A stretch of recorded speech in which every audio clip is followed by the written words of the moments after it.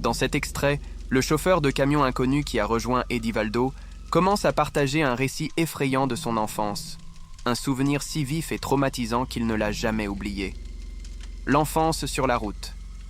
Il n'était qu'un enfant, âgé d'environ 11 ou 12 ans, et il voyageait avec son père, un chauffeur de camion strict et calme mais présent.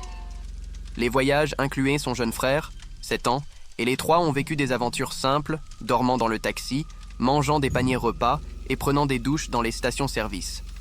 Le défilé au poste abandonné. Lors d'un voyage de retour du Piauí, traversant l'intérieur du Ceará, le père décide de s'arrêter dans une station-service abandonnée pour dormir. L'endroit était vieux, fissuré, sombre, semblable à celui où se trouvait Edivaldo et le chauffeur du camion à ce moment-là. Cela déclenche le souvenir de l'histoire. Une nuit humide, un ciel clair avec une pleine lune, tout semblait normal jusqu'à ce que le jeune frère commence à jouer avec un chien errant apparu de nulle part. La disparition. À un moment donné du jeu, le garçon jette une branche dans les bois et le chien ne revient pas. Curieux, il part dans les bois à la poursuite de l'animal et disparaît. Le père inquiet prend une lampe de poche et part à sa recherche, accompagné de son fils aîné. La créature mystérieuse. Dans le buisson sec et sombre, la faible lumière de la lampe de poche révèle une silhouette géante, vue de derrière, mesurant plus de 2,5 mètres de haut. La créature porte un grand sac en tissu sur son dos. Le garçon croit voir de petites mains bouger à l'intérieur du sac, comme si quelque chose ou quelqu'un était piégé. Le père, en voyant la créature, court vers elle, mais l'être disparaît dans la forêt. Retrouvailles avec mon frère. Le frère apparaît peu après, effrayé, en pleurs, sale, avec des égratignures. Il dit que quelqu'un a essayé de le tirer par le bras. La famille retourne immédiatement au camion, sans dîner, et fuit les lieux dans l'obscurité. Impact et explication.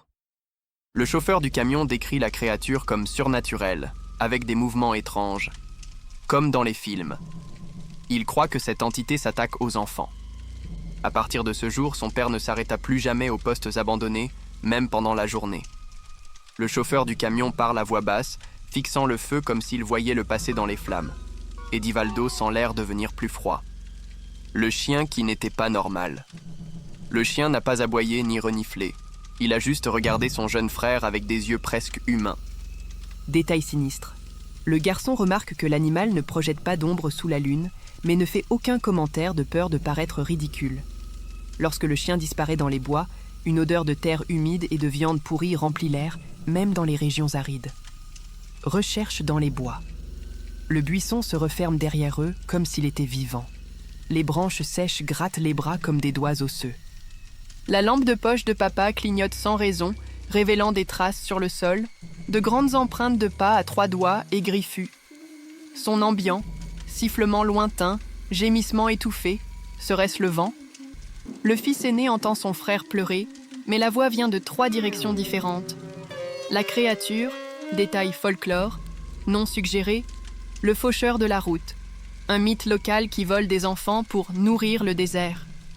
Description physique. Peau, ridée comme une écorce brûlée, avec des veines bleues palpitantes visibles au clair de lune. Mouvement. Glisse sans plier les genoux, comme une marionnette tirée par des fils invisibles. Sac en tissu. Des mèches de cheveux d'enfant s'échappent par les coutures. À l'intérieur, quelque chose grince des dents et murmure des voix enfantines. L'attaque. Climax révisé. Le père jette une pierre sur la créature. Le sac s'ouvre une seconde et le garçon jure qu'il voit le visage de son frère à l'intérieur, pâle et souriant. Plan d'horreur. La créature tourne la tête à 180 degrés pour faire face au garçon, mais elle n'a pas de visage, juste un trou noir à la place de sa bouche. Évasion. Alors qu'il court, le camion ne démarre pas au début. Le moteur tourne, mais il semble gémir. Il ne veut pas qu'on y aille, pense le garçon. Post-traumatisme. Détail pour la continuité. Secret de famille. Dans les années qui suivirent, le père se saoula jusqu'à l'oubli et répéta « Nous n'aurions pas dû nous arrêter ce jour saint. » Indice. Peut-être que la station-service était un lieu de sacrifice. Fin ouverte. Le frère sauvé n'a plus jamais été le même. Il se réveillait la nuit en dessinant de grandes silhouettes aux jambes arquées dans son carnet.